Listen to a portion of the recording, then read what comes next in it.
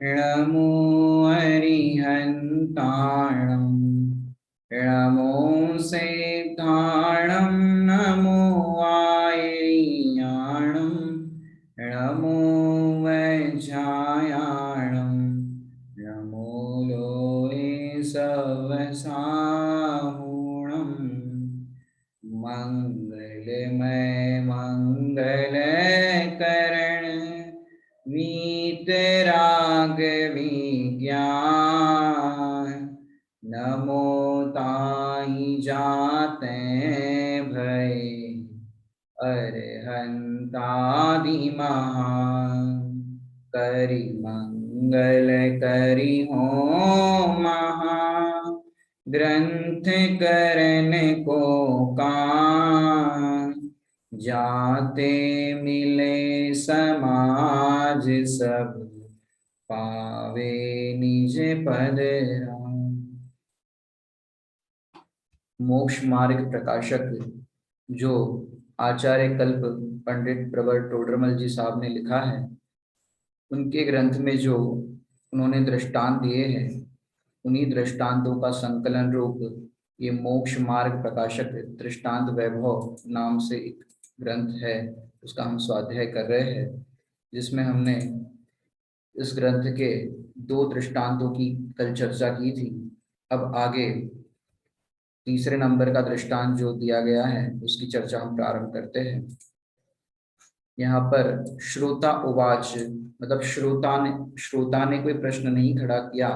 लेकिन टोडरमल जी साहब की एक अद्भुत शैली है जो वक्ता में होनी चाहिए कि श्रोता के मन में जो प्रश्न खड़े होते हैं वो प्रश्न स्वयं ही वक्ता खड़े करके उसका समाधान करे। ऐसा टोडरमल जी साहब ने अपने मोक्षमार्ग प्रकाशित ग्रंथ के अंदर ये अद्भुत उन्होंने एक खोला है। प्रश्न यहाँ पर क्या खड़ा किया, केवली के बिना इच्छा दिव्य ध्वनि किस प्रकार होती है।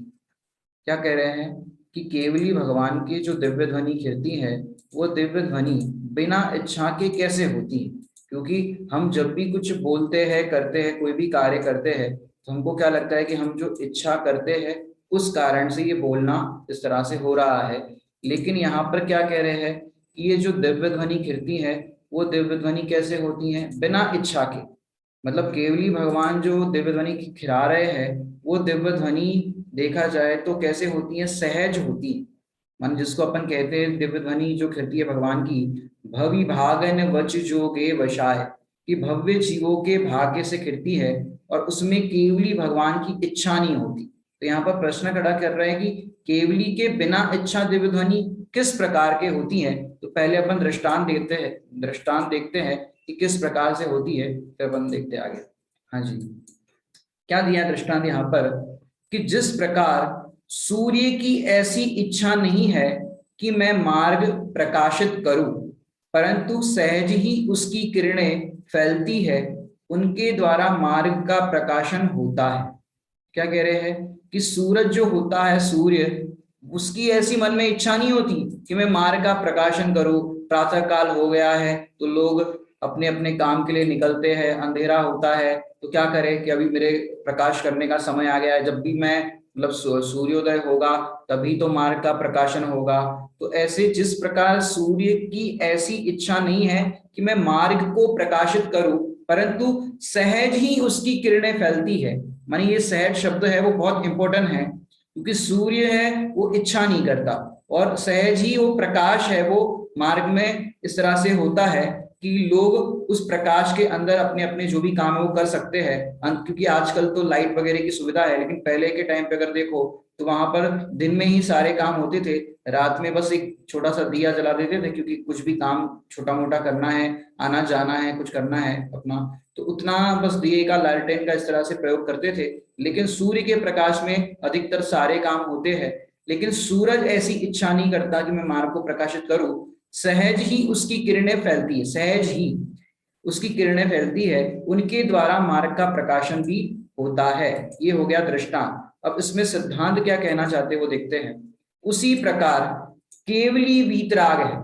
माने केवली परमात्मा हमारे कैसे है, वो वीतराग है, उनको किसी से राग भी नहीं है और किसी से द्वेष भी नहीं है। इसलिए उनके ऐसी इच्छा नहीं है कि हम मोक्ष मार्ग प्रकट करें, परंतु सहज ही वैसे ही अघाती कर्मों के उदय से उनका शरीर रूप पुद्गल दिव्य ध्वनि रूप परिणमित होता है, उसके द्वारा मोक्ष मार्ग का प्रकाशन होता है। अब यहाँ पर क्या कहना चाहते हैं कि जैसे सूर्य को इच्छा नहीं होती कि मैं मार्ग का प्रकाशन करूं, उसी प्रकार केवली भगवान जो है वीतरागी है, क्योंकि अपने को अगर किसी से राग हो तो उसको कुछ कहने का समझाने का ऐसा भाव आता है, द्वेष हो तो किसी को मतलब उसके प्रति मतलब अच्छा करने का या भला करने का भाव नहीं आता क्योंकि किसी से द्वेष है। लेकिन केवली भगवान कैसे वीतरागी है, किसी से राग भी नहीं है और किसी से द्वेष भी नहीं है, इस कारण से उनको ऐसी इच्छा नहीं होती कि हम मोक्ष मार्ग को प्रकट करें, परंतु सहज ही वैसे अघाती कर्म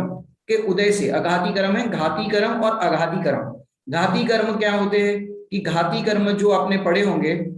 ज्ञानावर्णीय, दर्शनावर्णीय, मोहनीय, अंतराय, तो ये चार प्रकार के जो घाती कर्म है वो घाती कर्म है तो क्या है कि वो तो सर्वथा घात रूप ही है, पाप रूप ही है और वो अपने आत्मा का घात करते हैं। लेकिन यहाँ पर जो अघाती कर्म है वो अघाती कर्म क्या करते हैं कि वो अघाती कर्म किसी प्रकार से घात नहीं करते, लेकिन सहज ही वैसा अघाती कर्म में क्या होता है कि साता वेदनीय और असाता वेदनीय, तो साता वेदनीय से सारी उनको अनुकूल सामग्री मिलती है, माने समोषण आदि जो वैभव मिलता है वो साता वेदनीय कर्म के उदय से मिलता है, और वो अघाती कर्म है और उनके उदय रूप, उनके उदय से उनका शरीर रूप पुद्गल दिव्य ध्वनि रूप परिणमित होता है। माने उनका जो शरीर है वो कैसा है, दिव्य ध्वनि रूप परिणमित, क्योंकि इच्छा से जैसे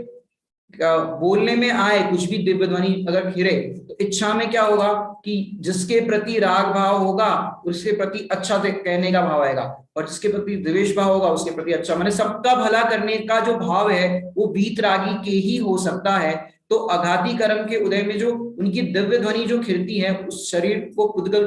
माने पुद्गल दिव्य ध्वनि रूप परिणमित होकर के, तो वो जो दिव्य ध्वनि खिलती है वो दिव्य ध्वनि सर्वांग से खिलती है।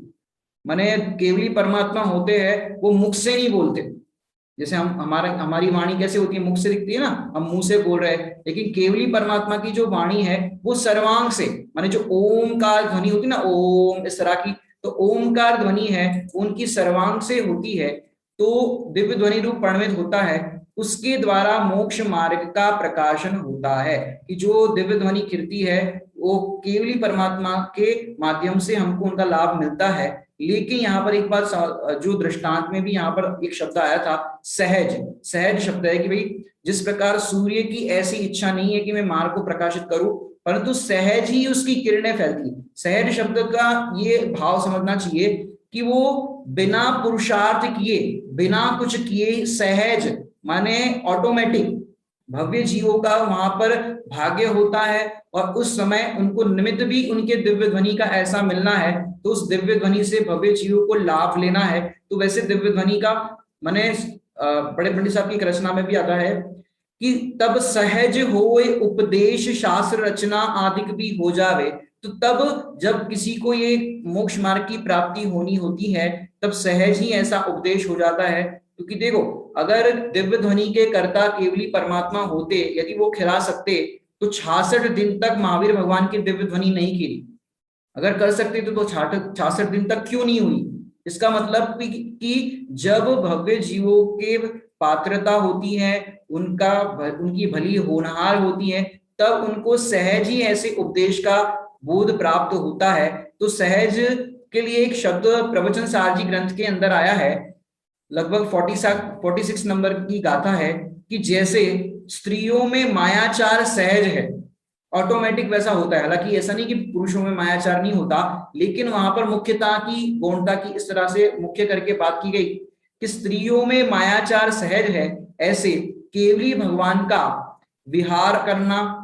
उठना, बैठना माने विराजना, ये जो भी उनकी औदैहिक की क्रिया जो होती है वो सारी सहज होती है। उनको कोई इच्छा करना नहीं पड़ता कि अब मैं दिव्य ध्वनि खिराऊं, अब मैं दिव्य ध्वनि को स्टॉप करूं, ऐसा उनको कोई इच्छा नहीं होती। तो इस प्रकार से जो दिव्य ध्वनि उनकी जो खिरती है वो सहज ही खिरती है। ऐसे केवली भगवान जो वीतरागी है बिना इच्छा के ही वो दिव्य ध्वनि कीर्ति है, और मोक्ष मार्ग को प्रकट करे या बताए ऐसा उनके मन में कोई इच्छा नहीं होती, परंतु सहज ही वैसे अगाति कर्म के उदय से उनका शरीर रूप पुद्गल इस तरह से दिव्य ध्वनि रूप परिणमित होता है, उसके द्वारा मोक्ष मार्ग का प्रकाशन होता है। अब इससे अपन को एक और शिक्षा लेनी चाहिए। यहाँ पर जो टाइटल लिखा है, केवली के सहज ही दिव्य ध्वनि होती है।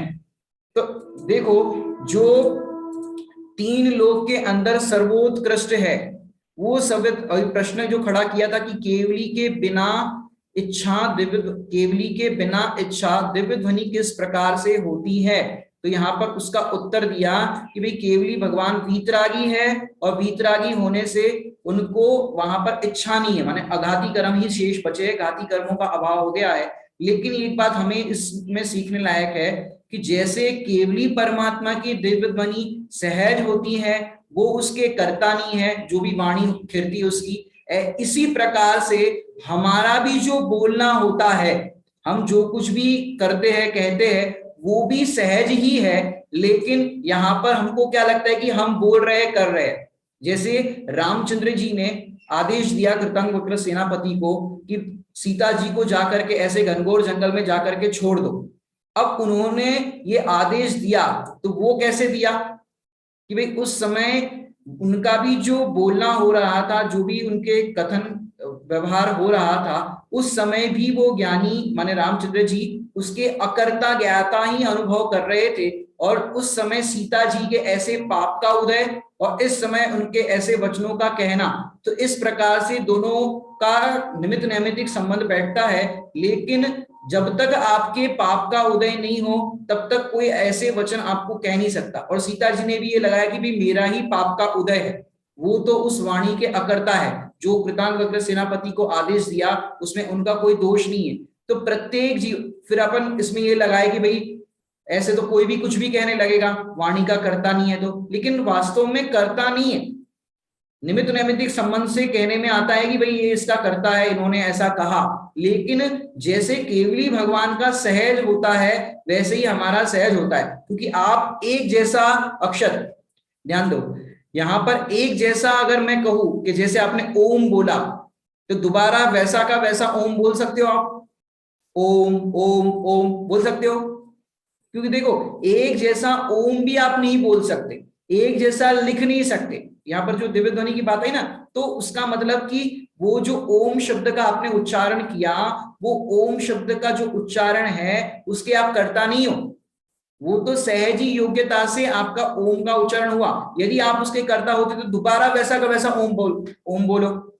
इसका मतलब हम नहीं बोल सकते, क्योंकि आत्मा का स्वभाव मात्र जानना देखना है, बोलना ही आत्मा का स्वभाव नहीं है। आत्मा बोलता है कि नहीं बोलता है? कि आत्मा नहीं बोलता, आत्मा का बोलना ही स्वभाव नहीं, आत्मा का तो मात्र जीव का मात्र स्वभाव तो जानना और देखना है। तो केवली भगवान का भी सहज स्वभाव है जानना देखना, हमारा भी सहज स्वभाव है जानना देखना, लेकिन निमित्त नैमित्तिक संबंध से ये दिव्य ध्वनि का खिरना वगैरह होता है। तो ये दिव्य ध्वनि रूप परिणमित होता हुआ ये अघाती कर्म के उदय से उनका शरीर ही इस तरह से परिणमित हो जाता है कि सर्वांग दिव्य ध्वनि खिरती है, लेकिन वो सहज ही होती है, इच्छा के बिना ही होती है। ये अपन ने दृष्टांत के अंदर देखा। आगे अपन चौथा दृष्टांत देखते हैं। चौथा दृष्टांत में यहाँ पर क्या कह रहे हैं, मोक्ष मार्ग के प्रकाशक ग्रंथ पहले तो थे ही, तुम नया ग्रंथ किस लिए बनाते हो। माने देखो पहले भी आचार्यों ने ग्रंथ लिखे हैं, तत्वासूत्र जी ग्रंथ है, उसके अंदर भी कौन सी बात आई है, सम्यक दर्शन ज्ञान चारित्राणी मोक्ष मार्ग, वहां पर भी मोक्ष मार्ग के सारे सिद्धांतों को आगम की शैली में बताया गया है। और भी आचार्यों ने समय सारजी आदि ग्रंथों में भी मोक्ष मार्ग बताया है कि किस तरह से आत्मा की प्राप्ति होती है, किस तरह से कर्मों का अभाव होता है। वो पूर्व आचार्यों ने और भी जितने भी ज्ञानी हुए हैं उन्होंने ये ग्रंथ लिख करके रचना तो की है, आप नया ग्रंथ क्यों लिखते हो। क्योंकि ये प्रश्न श्रोता ने या किसी ने खड़ा नहीं किया, ये टोडरमल जी साहब ने लिखा कि आगे किसी को ग्रंथ पढ़ते समय ये ऐसा हो सकता है कि भाई और भी ज्ञानियों ने, मुनिराजों ने, आचार्यों ने ग्रंथ लिखे हैं और ये नया ग्रंथ तुम क्यों लिखते हो। कई बार लोगों को ऐसा ही प्रश्न होता है कि इतनी किताबें पहले से ही है मंदिर में, जिनवाणी इतनी सारी छप रही है, नई छप रही है, नई नई बुक्स आ रही है, इतने विद्वान है, वो छोटी छोटी नई नई पुस्तकें लिखते रहते हैं, तो क्यों लिखते हैं? इतनी सारी ऑलरेडी है तो नहीं लिखना चाहिए ना। विधान इतने छपते हैं, और भी जिनवाणी समझो बहुत सारी छपती रहती है, जैसे इतना बड़ा ग्रंथ है पद्म पुराण जी का, 3 वॉल्यूम वाला ग्रंथ है। अब और भी उसके छोटे छोटे पुस्तकों के माध्यम से आ जाता है, एनिमेशंस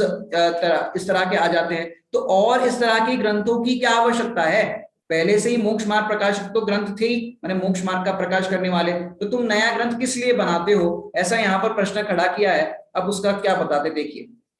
अल्प ज्ञानी भी अपना कार्य कर सके इसलिए। क्या समाधान दिया है यहाँ पर? नया ग्रंथ किस लिए लिखते हो? तो यहां पर कह रहे हैं अल्प ज्ञानी भी अपना कार्य कर सके इसलिए। अब अल्प ज्ञानी कार्य कर सके इसलिए क्यों? अब देखो क्या दृष्टांत देते हैं कि जिस प्रकार बड़े दीपकों से, क्या कह रहे हैं, जिस प्रकार बड़े दीपकों का उद्योग बहुत तेलादी साधन से रहता है। माने देखो, पहले के जमाने में जब टोडरमल जी साहब थे, तब राजा महाराजाओं का जमाना था, और राजा महाराजाओं के जमाने में बड़ी बड़ी मशालें होती थी, बड़े बड़े मतलब दीप होते थे, माने एक कहते ना लालटेन जैसे, या बड़े बड़े माने जिससे ज्यादा प्रकाश हो सके। माने होता क्या था कि पहले के जमाने में राजा महाराजाओं के बड़े बड़े महल होते थे, और इस तरह से रात में कोई छिप करके आक्रमण आदि ना कर दे, तो पूरे महल के चारों तरफ हर जगह पर ये तेल के दीपक जलाए जाते थे, और एक एक दीपक या इतने मशालिया जो कुछ भी उनके होते थे साधन, उसमें 10-10 लीटर तेल लग जाए। मैंने पूरी रात जलाना है, जैसे ही अंधेरा शाम को हुआ तब से जलाना है, तो पूरी रात भर वो जलेगा, तो कम से कम 10-10 लीटर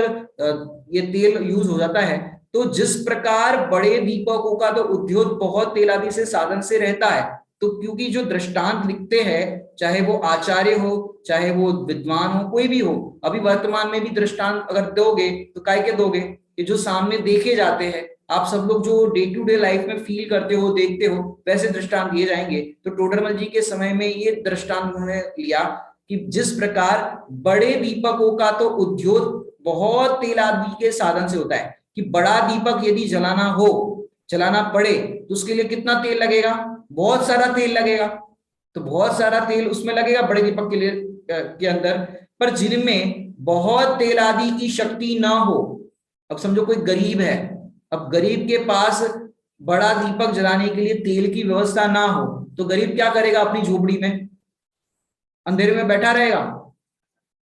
कि नहीं? थोड़ा सा छोटा सा दिया भी होगा, उसको भी वो प्रज्वलित करेगा, जलाएगा, तो उसके घर में जो उसको छोटा मोटा काम करना हो तो वो कर पाएगा कि नहीं कर पाएगा? क्योंकि दीपक का काम है प्रकाश देना। अब चाहे बड़ा दीपक हो चाहे छोटा दीपक हो, लेकिन जिसके पास बड़े दीपक की व्यवस्था है, तेल आदि की व्यवस्था है, तो वो बड़ा दीपक जला करके अपना कार्य या प्रयोजन की सिद्धि कर सकता है। लेकिन जो छोटा है, मतलब गरीब है, इस तरह का कोई व्यक्ति है जिसके पास ज्यादा व्यवस्था नहीं है, तो वो क्या करेगा कि वो तेल आदि की शक्ति उसके पास नहीं है, तो छोटा दीपक जला दे, तो वो उसका साधन रखकर उसके उद्योग से अपना कार्य कर सकता है। दृष्टांत समझ में आया आप लोगों को कि बड़े की व्यवस्था नहीं है तो छोटे से अपना काम हो सकता है। ये हो गया दृष्टांत। अब इसमें सिद्धांत क्या बता रहे वो अपन समझते। देखिए, उसी प्रकार बड़े ग्रंथों का तो प्रकाश बहुत ज्ञान आदि के साधन से रहता है, क्योंकि बड़े ग्रंथ जितने भी आपने नाम सुने होंगे, आप देखो धवला जी नाम का ग्रंथ है, गोमटसार जीवकांड, गोमटसार कर्मकांड, और भी न्याय के ग्रंथ है, न्याय व्याकरण के बहुत सारे ग्रंथ होते हैं।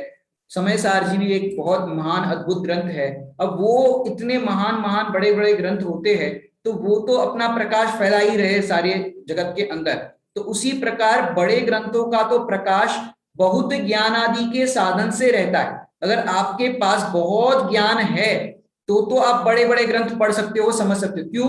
जैसे प्रवचन सार जी है, और भी मतलब ग्रंथ है, उसकी जो वोकेबलरी है, माने उसके जो शब्द है, वो शब्द ही आपको समझ में नहीं आएंगे, तो बड़े ग्रंथ को पढ़ करके क्या फायदा हुआ? सिर्फ रीडिंग करोगे आपकी क्या क्या लिखा है, क्या क्या लिखा है, लेकिन वो अपन कहे कि वो शब्दों का यथार्थ ज्ञान नहीं हो, माने शब्दार्थ, मतार्थ, नयार्थ, आगमार्थ, भावार्थ, आप भावार्थ तक नहीं पहुंचे तो आपकी कार्य की प्रयोजन की सिद्धि कैसे हो? शब्द शब्द भी कुछ कुछ ऐसे होते हैं बड़े बड़े ग्रंथों में, क्योंकि वहां पर भाषा जो होती है साहित्यिक भाषा होती है। उन साहित्यिक भाषा को समझने के लिए पहले आपको बेस क्लियर होना चाहिए। छोटे छोटे जो ग्रंथ होते हैं, जैसे अपन को किसी ने जैन दर्शन माने जैन धर्म में प्रवेश ही किया हो, कुछ नहीं जानता हो, तो अपन उसको क्या कहेंगे, सजेस्ट क्या करेंगे, क्या पढ़ना? तो उसको अपन कहेंगे कि भाई आपको पढ़ना है तो बाल बोध 1 2 3, ये जो शुरुआत के जो है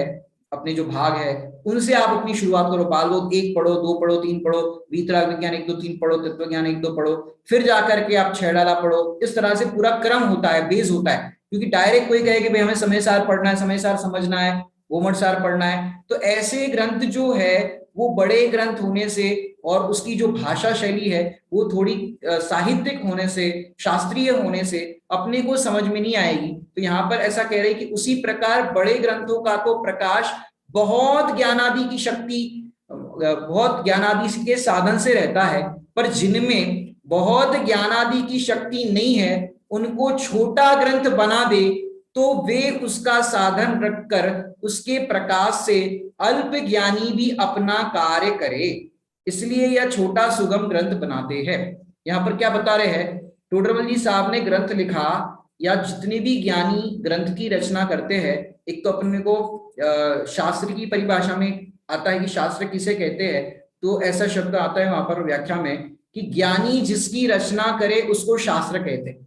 क्या कहा? ज्ञानी जिसकी रचना करे उसको शास्त्र कहते हैं। अब वो शास्त्र कैसे होने चाहिए कि वो शास्त्र जो है वो वीतरागता के पोषण करने वाले शास्त्र होने चाहिए। उसमें यदि रागादि का पोषण किया गया हो, मिथ्यात्व आदि का पोषण किया गया हो, हिंसादि रागादि के पोषण की बात की गई हो, तो वो है वो शास्त्र नहीं है, क्योंकि वो आपका अहित करने वाले हैं। और यहाँ पर ज्ञानी जिसकी रचना करते हैं, और वो शास्त्र कहने में क्यों आते हैं, क्योंकि उन्होंने पूर्व आचार्य हुए, पूर्व ज्ञानी हुए, उसी के अनुसार ये ग्रंथ की रचना की है। उन्हीं उन्हीं के अनुसार ये आपको ये शब्द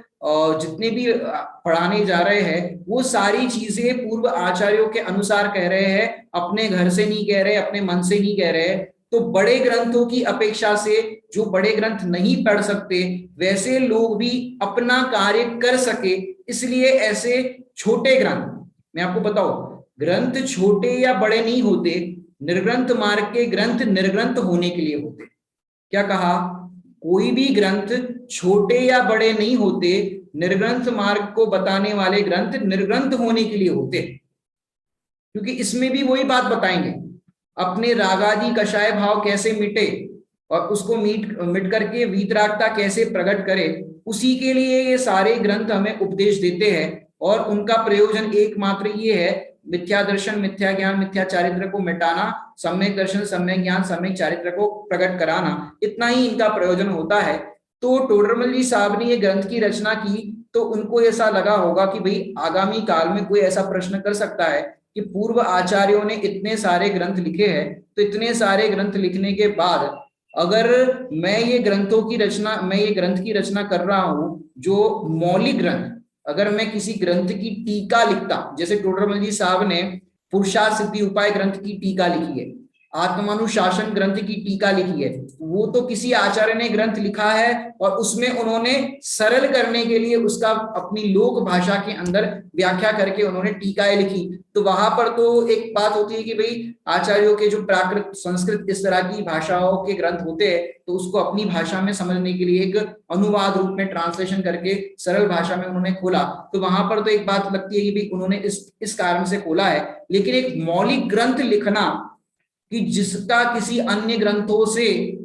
माने आधार रूप नहीं है सीधा, बाकी इन्होंने रेफरेंस भी जो जो प्रकरण उन्होंने उठाए हैं, रेफरेंस भी अपने ग्रंथों में उन्होंने दिए हैं कि भाई यहाँ पर इस ग्रंथ में ऐसा आता है,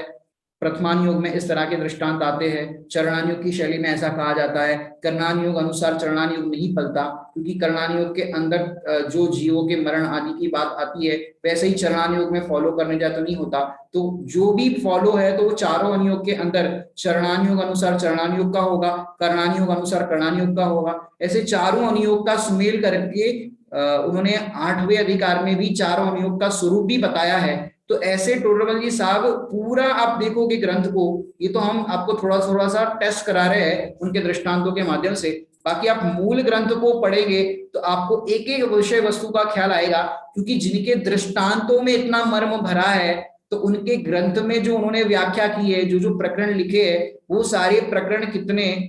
माने अपने को बोध प्राप्त कराएंगे। जो आपको सबसे पहले अगर पढ़ना हो तो 8वां अधिकार पढ़ना, जिसमें चारों अनियोग का स्वरूप बताया।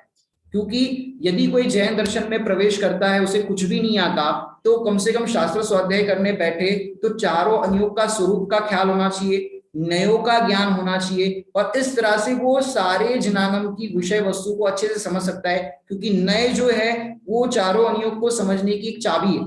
और चारों अनियोग का आपको स्वरूप ख्याल में आ गया तो आप किसी भी अनियोग के अंदर अवगाहन करोगे तो आपको उस अनियोग की भली भांति उसका यथार्थ ज्ञान होगा। तो टोडरमल जी साहब का ऐसा यहाँ पर कहना है कि भाई अल्प ज्ञानी भी अपना कार्य कर सके, तो अल्प ज्ञानी के लिए ये रचना करते हैं। तो फिर जो ज्ञानी है उसके लिए रचना है कि नहीं है, कि भाई ज्ञानी है उसके लिए भी ये रचना है। लेकिन क्या होता है कि ये जो क्योंकि इन्होंने जो रचना की है वो लोक भाषा में की। जब इन्होंने ग्रंथ लिखा था वो ढूंढारी भाषा थी, क्योंकि उस समय लगभग 300 साल पहले वो लोक में ढूंढारी भाषा का प्रचलन था, तो उस समय लोग उसी भाषा में समझते थे, तो उन्होंने उस भाषा के अंदर ये ग्रंथ की रचना की। और उस ग्रंथ के अंदर टोडरमल जी साहब ने ये ग्रंथ जो बताया वो अल्प ज्ञानी भी अपना कार्य कर सके, मतलब जिसके पास ज्यादा साहित्य का ज्ञान नहीं है, शास्त्रीय भाषा का ज्ञान नहीं है, उसको उसकी भाषा में, मैंने टोडरमल जी साहब के जो प्रकरण है उनको समझाने की शैली भी आप देख सकते हैं। कि जैसे कोई व्यक्ति ने कहा, मैंने कोई प्रकरण ऐसा आया कि भाई हम तो पूजन करते हैं, स्वाध्याय करते हैं, और भी सारे माला वगैरह फेरते हैं, सब कुछ करते हैं, तो हमें आत्मा के अनुभव की प्राप्ति होगी कि नहीं होगी। तो टोडरमल जी साहब किसी को नकार नहीं करते, मान उनकी शैली में आप देखना कि एकदम से किसी को ये नहीं कहेंगे अच्छा तो पूजा करते हो, स्वाध्याय करते हो, माला फेरते हो, तीर्थ यात्रा करते हो, शाबाश। क्या कहते हैं टोडरमल जी साहब, या पढ़ना, ये तो हम आपको थोड़ा थोड़ा सा बता रहे हैं उनका। टोडरमल जी साहब कोई भी ऐसा आएगा व्यक्ति,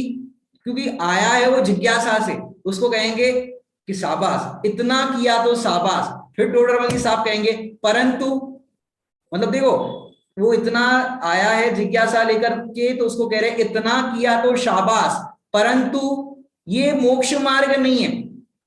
तुम्हें यदि मोक्ष मार्ग की सिद्धि करनी है तो मोक्ष मार्ग तो ये है सम्यक दर्शन ज्ञान चारित्राणी मोक्ष मार्ग। तो ऐसे अनेकों प्रकरण में उन्होंने सीधा इस तरह से निषेध नहीं किया, इतना किया तो शाबाश, इतना तुम कर रहे हो तो शाबाश, अभी तुम दोपहर के अंदर ये दोपहर वाली क्लास में आ गए हो तो शाबाश, लेकिन और भी क्लासेस जो आपकी होती है बेसिक, आपका अगर क्लियर नहीं है तो बाल बोध 1 2 3 वगैरह है, उस क्लास में भी बैठना है अक्षर,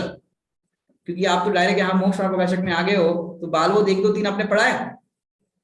वेरी गुड, बाल बोध 1 2 3 पढ़ करके आई होगी तो बहुत अच्छी बात है। तो ऐसे और भी जो छैडाला वगैरह है, इन ग्रंथों का भी स्वाध्याय करना। तो इतना किया तो शाबाश, परंतु पढ़ देखो, पढ़ने वाला कोई आ जाए कि हमने तो इतने इतने ग्रंथ पढ़े हैं, हमारा कल्याण होगा कि नहीं होगा, तो टोडरमल जी साहब कहेंगे इतने ग्रंथ पढ़े हैं, इतना किया तो शाबाश, परंतु ग्रंथों से अपना मिलान करना, कि जैसा ग्रंथों के अंदर लिखा है वैसा मेरा स्वरूप है कि नहीं, आगम से उसका ज्ञान करना, यथार्थ अपना निर्णय करना कि जैसा आचार्य भगवान आत्मा बता रहे हैं वैसा मैं हूं कि नहीं। तो आप शास्त्र पढ़ रहे हो उतना तो ठीक है, लेकिन मैं वैसा हूं कि नहीं निर्णय करना। क्योंकि मैंने आपको बताऊं कि अपन शास्त्रों को पढ़ते हैं, लेकिन बड़े पंडित साहब कहते हैं कि शास्त्रों को पढ़ते हुए अपने को पढ़ने की विधि आनी चाहिए, और इसीलिए ये ग्रंथों की रचना होती है। जो कहा कि अल्प ज्ञानी भी अपना कार्य कर सके, तो अपना कार्य कैसे कर सकेगा वो, कि ग्रंथों को पढ़ के अपने को पढ़ने की विधि सीखे। और टोडरमल जी साहब ने यही शैली को अपनाया, और उन्होंने बताया पहले तो शुरुआत में जो उनकी पीठिका वगैरह के बाद उन्होंने बताया दुखों का वर्णन किया, जैसे छैडाला जी के अंदर भी पहली डाल में दुख का वर्णन किया, 4 गति के दुखों का वर्णन। तो उन्होंने लिया ये दुख तुम पे बीतते हैं कि नहीं बीतते, बताओ निलय। जो जो 4 अभी कल अपनी छैडाला की क्लास हुई थी, तो अभी तो हमने सिर्फ वीतराग विज्ञानता का ही अर्थ किया, तो उसमें मैंने बताया कि ये दुख तुम पे बीतते हैं कि नहीं बीतते, ऐसा टोडरमल जी साहब कहते हैं।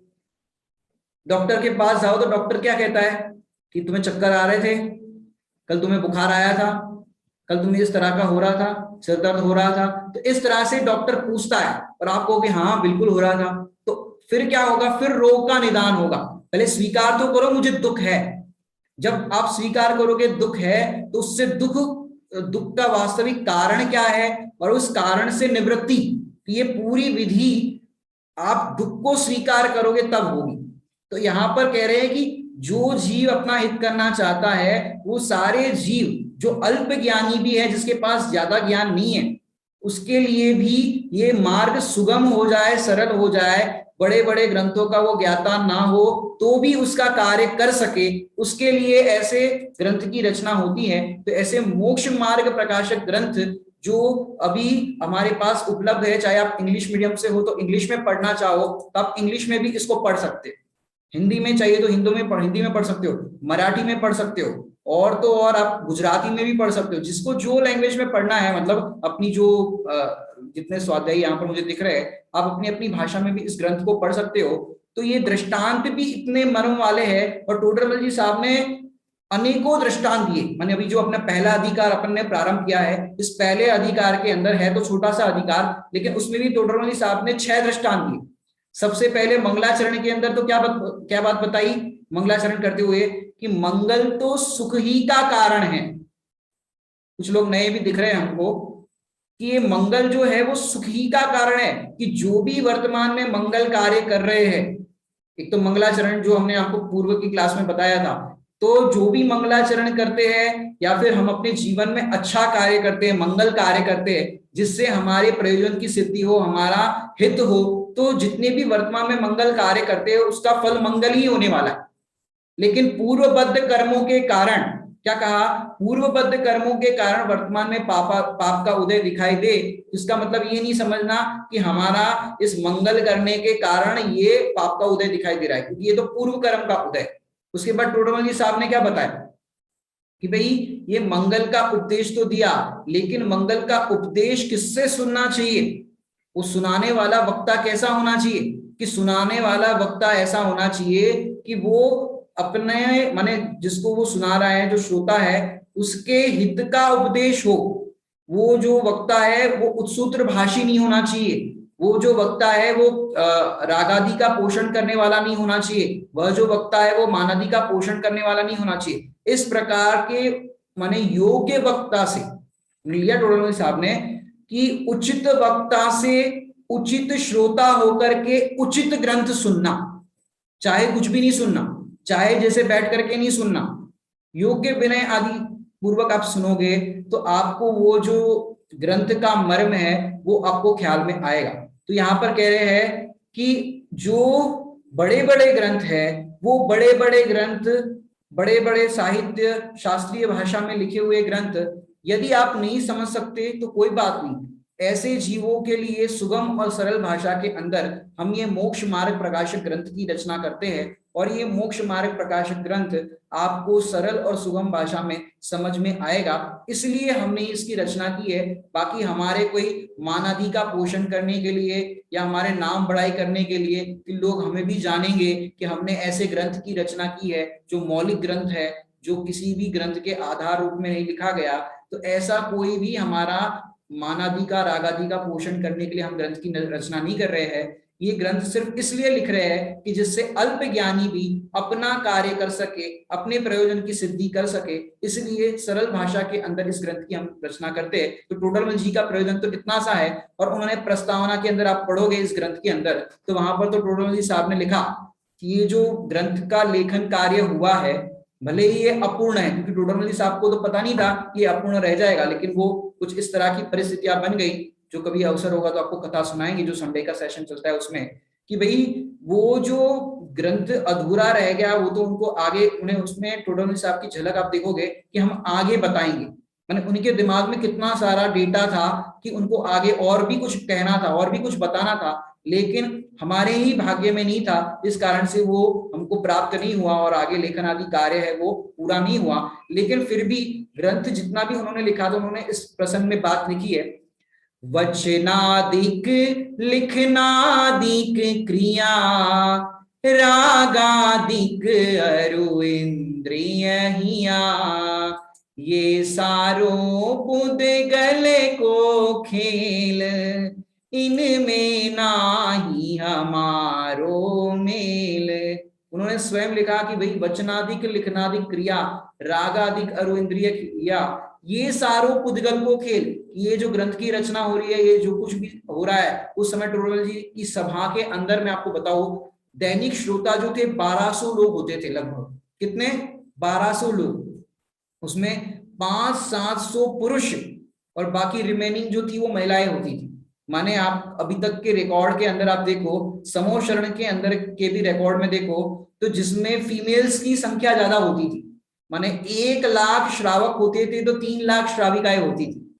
तो इस तरह का समूह शरण में भी आपको कैलकुलेशन दिखेगा। लेकिन टोडरमल जी की सभा में ये थोड़ा सा वेरिएशन देखने में आता है कि टोडरमल जी की सभा के अंदर 500-700 पुरुष और बाकी रिमेनिंग जो बची वो महिलाएं होती थी। इस तरह की उनकी सभा होती थी। उस समय तो कोई माइक आदि की भी व्यवस्था नहीं होती थी। सोचो उनके प्रवचन सुनने के लिए कैसे लोग लालायित होते होंगे। आजकल तो ऑनलाइन होता है सब जगह प्रोग्राम, लेकिन उस समय तो जिस तरह की सभा लगती होगी, आप देखो दैनिक सभा के अंदर लगभग 1200 श्रोता आते होंगे, पर ऐसे ऐसे अद्भुत खुलासे वो करते होंगे। क्योंकि देखो ग्रंथ तो लिख रहे हैं, वो अपना पर्सनल ग्रंथ तो लिख रहे हैं, लेकिन प्रवचन भी वो करते थे। तो प्रवचन करते समय क्योंकि एक ऐसा होता है कि जो वक्ता होते हैं उनके जो पर्सनल स्वाध्याय में कुछ आ रहा हो विषय, और वो कोई ग्रंथ जो भी स्वाध्याय में ले रहे हो, तो वो पर्सनल स्वाध्याय की बातें भी वो दैनिक सभा के अंदर आ जाती है। तो ऐसे मोक्ष महाप्रकाशक ग्रंथ का लेखन करते होंगे, तो उस समय प्रवचन के अंदर भी ये सारा खुलासा करते होंगे कि आज ऐसा चिंतन में आया था, आज ऐसा हमने लिखा है, तो ऐसा ऐसा प्रकरण है। तो वो भी सुनाते होंगे, ऐसे खुलासे करते होंगे, लेकिन साथ में वो भी ये बताते होंगे क्या, ये सारो पुद्गल को खेल, इनमें ना ही हमारो मेल, कि इसमें हमारा कोई भी कर्तव्य नहीं है, ये हम करने वाले नहीं है, हम तो मात्र जानने देखने वाले हैं। तो वो पूरा उनके जीवन में ख्याल था। और वैसे ज्ञानी पुरुष ऐसे हुए हैं हमारे टोडरमल जी साहब, तो उनका तो बस इतना सा अपने को ध्यान में रखना है कि भाई वो जो ग्रंथ लिख करके गए हैं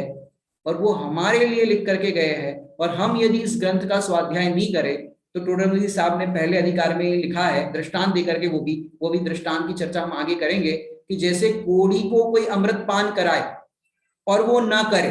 कोई दरिद्री को चिंतामणि रत्न का अवलोकन कराए और वो ना करे, तो उसके अभाग्य की महिमा हमसे नहीं होती। ऐसे हम शास्त्र स्वाध्याय का अवसर मिल रहा है, लॉकडाउन की ये अभी वर्तमान में परिस्थितियां चल रही है, और फिर भी हम इतनी ऑनलाइन क्लासेस होती हैं, आप घर पे भी ग्रंथों का स्वाध्याय कर सकते हो। तो इस तरह से यदि हम ये स्वाध्याय का लाभ नहीं लेते तो हमारे अभाग्य की महिमा नहीं हो सकती। वास्तव में देखा जाए तो अल्प ज्ञानी भी अपना कार्य कर सके, इसलिए टोडरमल जी साहब ने अपनी कलम चलाई, क्योंकि उनको तो अपना काम तो उन्होंने कर ही लिया था।